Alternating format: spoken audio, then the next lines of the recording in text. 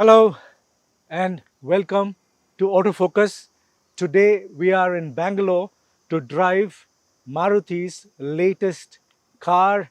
This is, of course, a vehicle that you might recognize pretty easily. A lot of familiarity in it, lots of similar features that we've already seen. What I'm talking about is the XL6, Maruti's three-row SUV slash MPV, a vehicle that has been pretty popular in the market already. This has been given a facelift and quite justifiably so with the kind of competition it's currently facing. There's an explosion of three-row SUVs or MPVs, and all of them are vying for that pie, which is a consumer that wants to take his entire family on a holiday, for example, or has more need for space at the rear and wants to carry about 6 people, the Indian nuclear family. That's what this is targeting. This is a vehicle that Maruti wants to make a statement with. It's hoping that all of that new tech and new features that this brings will wean customers away from competitors like the Kia Carens, the Hyundai Alcazar, the Toyota Innova even, and quite a few of the other upcoming three-row SUVs. Let's take a detailed look at the new XL6.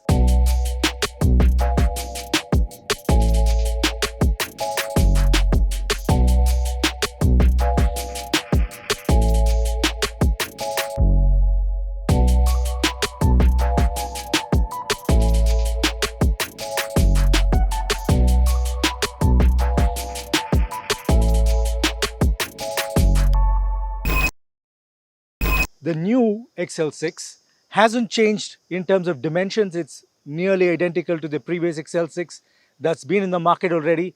This is, like I said, a facelift, and it brings a lot many more features and of course a certain level of design changes that delivers more impact, a slightly more aggressive, sportier profile.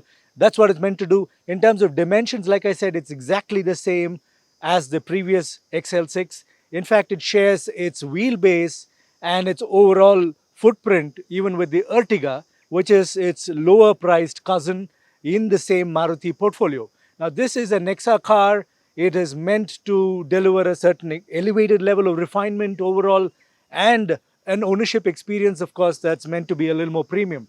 So let's talk about the design changes. As you can see, the front has a new stance, a brand new grille, and some changes to the headlamp internally, while the overall profile and configuration of the housing of the headlamp remains the same. It still gets a new LED signature. It gets this quad headlamp headlights inside the lamps itself. The front fender sees some small changes, including a slightly more sporty, aggressive, uh, you know, underbody protector, and the body panels haven't changed. It still is essentially the XL6 that we already know, but what we have here is 16-inch rims instead of the 15-inch that the previous XL6 had. So it's a slightly taller rim, fills out the wheel arches nicely. Of course, that then means they've had to change the cladding on the side a little bit for it to provide a better stance. At the rear too, very familiar again, but like it has happened with the headlamps, the tail lamps too get a slightly different configuration with new LEDs and a new sort of light signature at the rear, the brake light and the pilot lamps setting a nice tone for the rear. The tailgate itself remains the same, but there are a few garnishes, some small changes there. Of course, it gets a new roof rail, the rack possibly capable of handling some level of luggage and weight compared to the Carens, for example, where the Kia Carens' roof rails are just cosmetic and cannot possibly handle any weight. So that's the XL6 wearing the Nexa blue. The Nexa Blue, a signature color that we've seen in some of the other Nexa experience cars like the Baleno. This one, though, is a slightly darker shade of the blue that we've seen already in the XL6 of the past. There's, of course, there's 16-inch alloy rims that are looking really smart now. Nice dual tone finish, very appealing sort of design. The tail lamps get a slightly blackened out, darkened version of the same housing that it had before. And overall, as you can see, the entire car looks smarter, has a certain presence and stance, a wider, more sturdy presence, a sportier overall stance that is key for convincing consumers that this is both an SUV and an MPV in terms of its abilities and the way it behaves on the road. The new XL6 cabin is a step up clearly in terms of fit and finish and the number of features that it gets. Obviously, the attempt has been to deliver a more loaded cabin with a few aspirational features that sort of like segment first. One of the first features that strikes me and is extremely useful during a sunny day like today was the ventilated front seats, both the driver and co-passenger seats. The other, of course, feature that catches the eye in the cabin is the 7-inch SmartPlay Pro touchscreen infotainment system. Much of the features can be controlled using this infotainment system. It's a simplistic user interface, fairly intuitive, and quite a few voice assist also being offered through the infotainment system. The cabin, of course, of the XL6 is familiar. Layout is somewhat similar to the predecessor, but there's a lot of new materials and interplay in finish that has been attempted. There's, of course, this whole stone finish center IP that kind of breaks the dashboard into half, and the plastic quality is improved, though I would tend to think that there is still room for improvement. The typical Nexa cabin finish is evident even in this new XL6. The second and third row seats, second row, of course, gets captain seats. It's still a six-seater.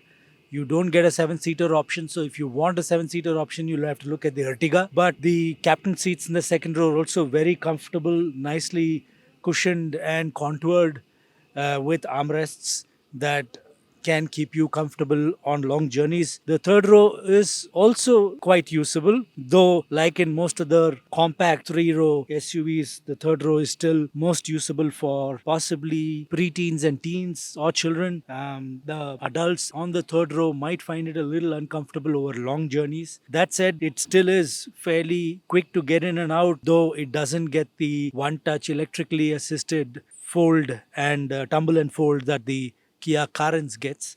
The new Suzuki XL6 also gets a bunch of connected car features, almost 40 of them or more, and they can be used using the Suzuki Connect inbuilt app, and you can do stuff like remote control the air conditioner, geofencing, vehicle safety tracking, and trip analysis, etc. The XL6 also can be remotely accessed through a compatible smartwatch and, of course, through voice connectivity and Amazon Alexa too. Some of the other cabin features that I like were, of course, the fact that the door trim now gets some contrast materials being used, so it kind of breaks the monotony. Of course, the one color theme that the XL6 now gets is all black. You don't have the option of specifying the cabin in any other color, but the all black feature does work with a little bit of interplay in the trim elements that have been done with Fox aluminum and Fox stone finish materials. It also gets telescopic steering and a little bit of concealed cabin lighting in the footwell area. Of course, it also gets courtesy lamps for the front door. The biggest change in the new XL6 is under the hood. What used to be the 1.5 liter engine of the XL6 in terms of displacement continues to be the same. It's though the K15C new generation 1.5 liter dual jet engine, petrol, naturally aspirated, 4-cylinder. It delivers a far more refined performance. It's meant to give this new XL6 a far more premium appeal in terms of what you get as the whole package. This engine features 2 injectors per cylinder. It's a more refined engine, though it is about 2 horsepower lesser than the previous generation engine. This K15C engine, though, matches up in terms of performance on the road with some of the competitors. It is still not as quick off the block as some of the turbo engines that are there out there, but this still does is very quick and delivers quite a bit of the drive feel that you might want if you're a sporty, engaging driver. So the K15C engine, like I said, delivers about 103 horsepower, about 2 horsepower lesser than the previous generation engine, and 136.8 newton meters of torque. It still is quite peppy, and throttle response is decent.